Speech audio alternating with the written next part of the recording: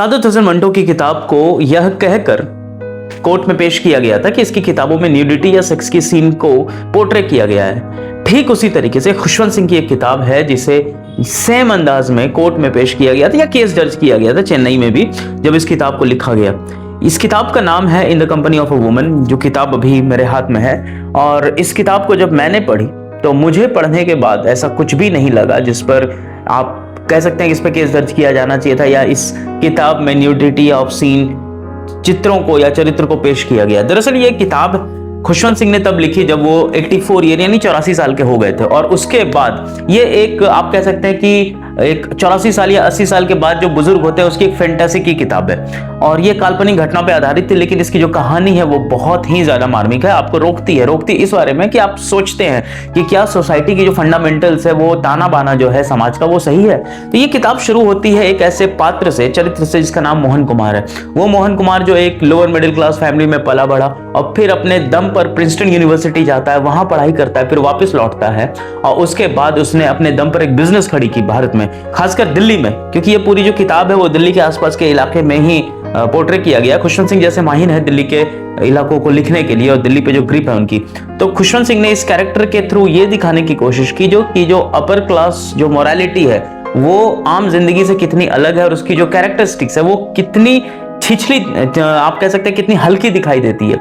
जैसे जब वो प्रिंसटन से लौट के हिंदुस्तान आते हैं तो उसकी शादी होती है एक ऐसी लड़की से जो बहुत ही ऊंचे खानदान में थी, जबकि ये धीरे धीरे अपने बिजनेस को बढ़ा ही रहे थे। लेकिन जो एक फील्ड मैरिज सिस्टम है इंडिया का, जिसमें एक शादियां सिर्फ इसलिए करा दी जाती है कि दो फैमिली आपस में बात करते हैं और आपको एक दूसरे के साथ जोड़ दिया जाता है, भले आप उसके साथ कंपैटिबल हो ना हो।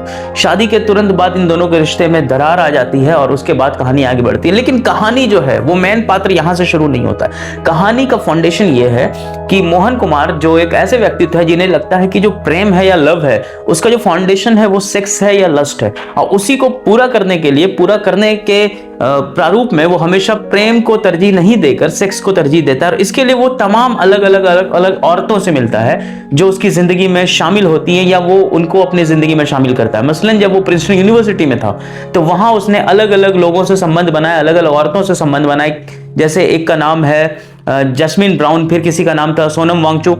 तो ये वो लोग थे जो अलग अलग जगह से प्रिंसटन यूनिवर्सिटी पढ़ने गए थे। उसके बाद वहां से जब लौट के वो हिंदुस्तान आते हैं तो एक मैरिज की शक्ल दे दी जाती है इनको, और शादी के बाद इनकी जो रिलेशनशिप है वो ज्यादा दिनों तक नहीं चलती है, वो फील्ड रिलेशनशिप में रहकर ये उलझ के रह जाते हैं। वहां से जब शादी से निकलते हैं तो इनके लिए जो मैंने आपको बताया कि लस्ट या सेक्स इंपॉर्टेंट चीज है, क्योंकि मोहन कुमार का मानना था कि जिंदगी में जो आनंद है वो इसी से आता है। तो इसके लिए वो बहुत जतन करता है, यहां तक कि वो एडवर्टीजमेंट भी देता है अखबारों में कि एक पेड लेडी चाहिए जो उसके साथ रहे, उसके फिजिकल नीड को पूरा करे, मगर वो उससे किसी तरह का बंधन या किसी तरीके के बॉन्डेशन में नहीं आना चाहता है। इसीलिए उन तक वो रहता है मगर उनसे कभी शादी नहीं करता है। हाँ, कुछ समय बाद उनका उससे प्रेम होना जाहिर है कि जब आप किसी के साथ इतने दिनों तक रहते हैं, लेकिन उसके बाद भी हर लोग आते चले जाते हैं इसकी जिंदगी से। लेकिन आखिर में एक वाकया ऐसा होता है कि जो इनकी जिंदगी को तोड़ मरोड़ के रख देता है। होता यूं है कि इतने औरतों के साथ संबंध बनाने के दौरान ये HIV से संक्रमित हो जाते हैं और बाद में इन्हें एड्स जैसी बीमारी भी हो जाती है, जिसका इलाज उस समय मुमकिन नहीं था। और बाद में ये कहानी यहाँ खत्म होती है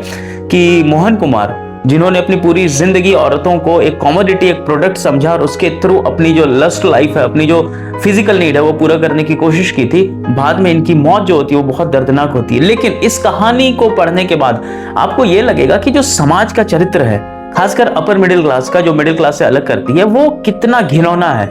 दूसरी बात यह है कि इसमें खुशवंत सिंह जो हैं, जो हमेशा टिप्पणी करते नजर आए, जो इनकी सिग्नेचर मार्क भी है जब ये क्लासेस पे टिप्पणी करते हैं कि जो सोसाइटी है वो सोसाइटी आपको ऊपर से रखती है, ऊपर से दिखाती कुछ है और उसके अंदर कुछ होती है। मोहन कुमार अपनी लाइफ में खुश नहीं थे शादी करके, लेकिन उसके बाद भी वो सिर्फ समाज को दिखाने के लिए, खुश रखने के लिए उस शादी को चलाते चले जा रहे थे।